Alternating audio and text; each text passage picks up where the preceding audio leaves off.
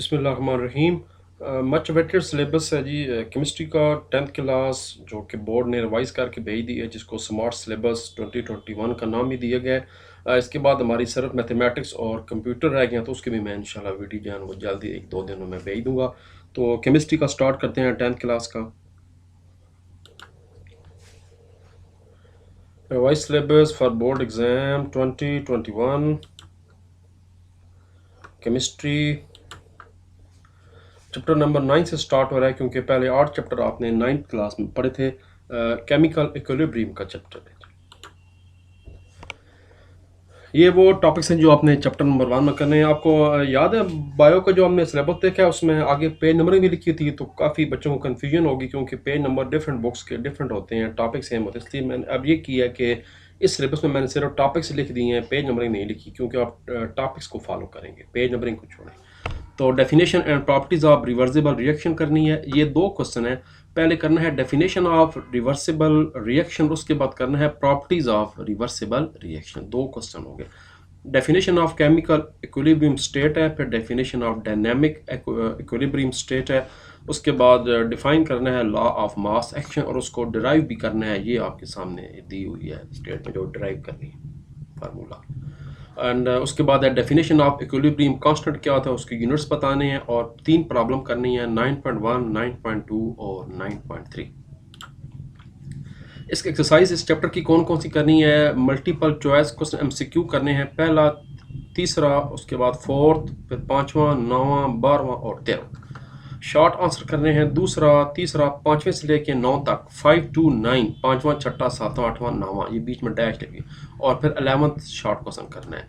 Extensive question में से तीसरा और चौथा करना है, और न्यूमेरिकल्स में से 1 और 4 करना है। मैंने वो क्लास वर्क होमवर्क वाला चक्कर ख़त्म कर दिया है, उससे बच्चों में कन्फ्यूजन हो जाती है, तो इसलिए अब मैंने सारा डायरेक्ट लिख दिया कि आपने ये चीज़ बस तैयार करनी है। चैप्टर नंबर 2 की बारी हो जाए, chapter number 10 sorry, acids, bases and salts. छोटे से टॉपिक बोर्ड ने चूज़ किए हैं जी। Concept of acids and bases बताने, उसके बाद जनरल प्रॉपर्टीज़ बतानी है, इनका इस्तेमाल किधर किधर है एसिड्स का और बेस का, फिर बताना है कि पीएच स्केल क्या होती है, उसके बाद इंडिकेटर्स बताने हैं इसके, फिर प्रॉब्लम्स करनी है 10.2 और 10.3 करनी है, और सॉल्ट के बारे में आपने करना है। ये फिर आगे बोर्ड ने पेज नंबर लिख दिए हैं, आप सिर्फ टॉपिक्स पे फोकस करें, पेज नंबर छोड़ें। इस एक्सरसाइज में एमसीक्यू करने हैं पहले से लेके 3 तक, यानी फर्स्ट टू 3, देन 5, 7, 9, 10 to 13, मतलब है 10वां, 11वां, 12वां, 13वां। इस तरह फिर 17 से लेके 19 तक 3 एमसीक्यू मजीद करने हैं। शॉर्ट आंसर जो है पहले 9 के देने हैं, 1 से लेके 9 तक। इसका मतलब 1 और 9 नहीं है, 1 to 9, 1 से लेकर 9 तक, पहले 9। इसी तरह एक्सटेंसिव क्वेश्चन जो है वो भी 1 से लेके 9 तक है, और न्यूमेरिकल्स पहला और चौथा करना है, दरम्यान में कॉमा लगा हुआ है। The next chapter is about organic chemistry. Definition करनी है, what is organic compound, उसके बाद different types of organic compounds बताने हैं according to formula, उसके बाद इनकी classification बतानी है organic compounds की, और चौथा टॉपिक है homologous series। इसका आगे जी एक्सरसाइज इसकी कौन कौन सी करनी है। एमसीक्यू करने हैं 10 से लेके 12 तक, यानी 10वां, 11वां, 12वां, 15वां एमसीक्यू करना है, 22nd करना है, और 23rd एमसीक्यू करना है। शॉर्ट आंसर 5वें से लेकर 11वें तक, 5वां, 6वां, 7वां, 8वां, 9वां, 10वां, 11वां। एक्सटेंसिव क्वेश्चन तीसरा, 5वां, 7वें से लेके 10वें तक, और फिर 12वां करना है।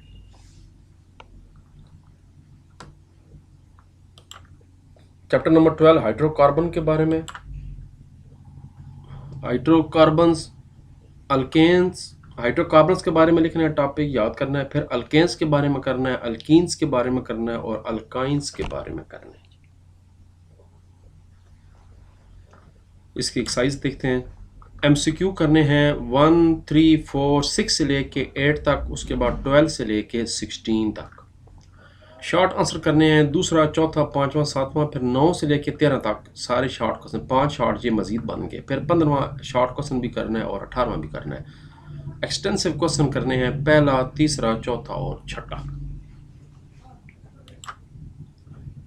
Chapter number 13 biochemistry.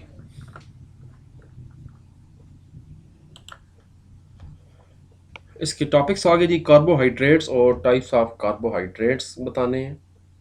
उसके बाद प्रोटीन्स के बारे में बताना है, फिर लिपिड्स हो गया, फिर उसके बाद फैटी एसिड्स हो गए। अहम चीज़ याद रखनी है, excluding their sources and user, include नहीं लिखा हुआ, एक्सक्लूड लिखा हुआ है।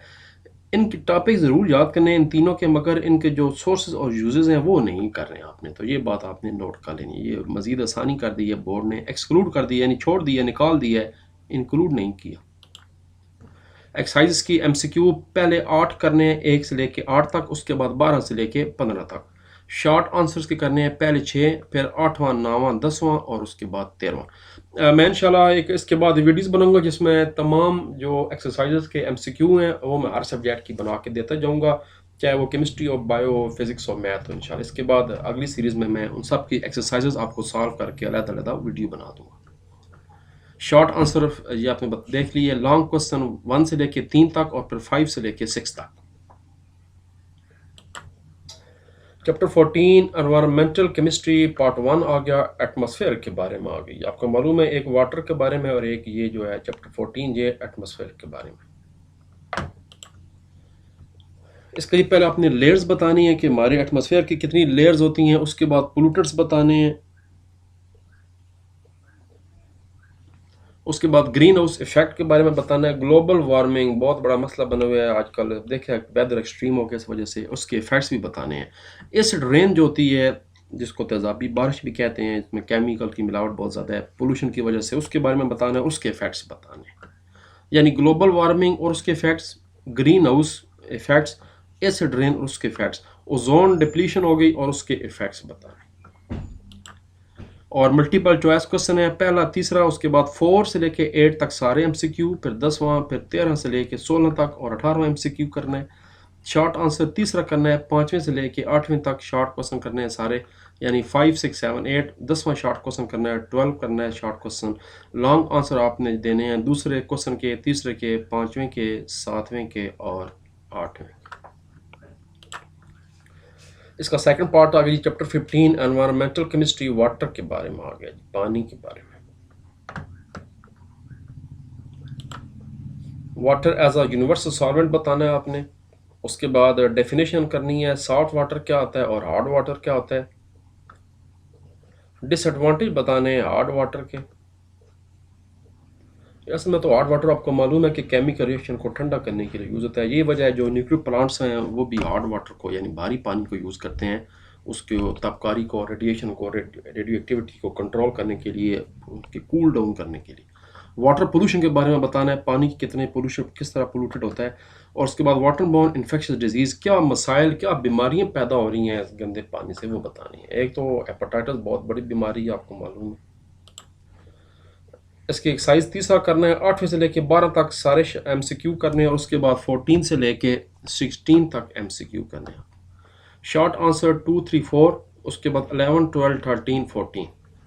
एक्सटेंसिव क्वेश्चन में 1, 3, 5, देन 7, 8, 9, 7 से लेके 9 तक।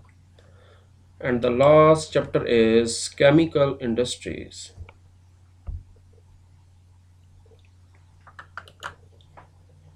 इसके टॉपिक्स हैं जी, बेसिक मेटलर्जिकल ऑपरेशंस, सफाई हो रही है दांतों की, मदनियात की, मेटलर्जिकल इंजीनियरिंग बहुत बड़ी फील्ड है इंजीनियरिंग की।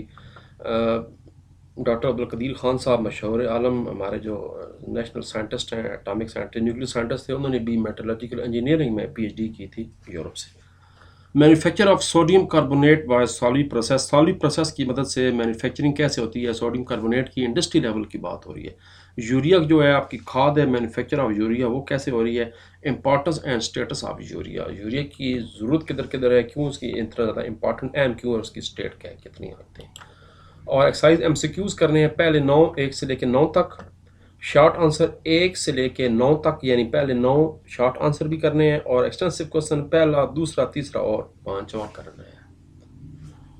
तो ठीक है जी, इसी के साथ इंशाल्लाह नेक्स्ट जो है ना आपको मैं वीडियो बना के देता हूँ। मैथमेटिक्स रह गया और उसके बाद रह गया हमारा कंप्यूटर साइंस, और इंशाल्लाह उसके बाद मैं जितनी भी सारी एक्सरसाइजेज हैं उनको मैं सॉल्व करके आपको वीडियोस बना के अपलोड करता रहूँगा। तो टच रहिएगा चैनल के साथ। सी यू, अल्लाह हाफिज़।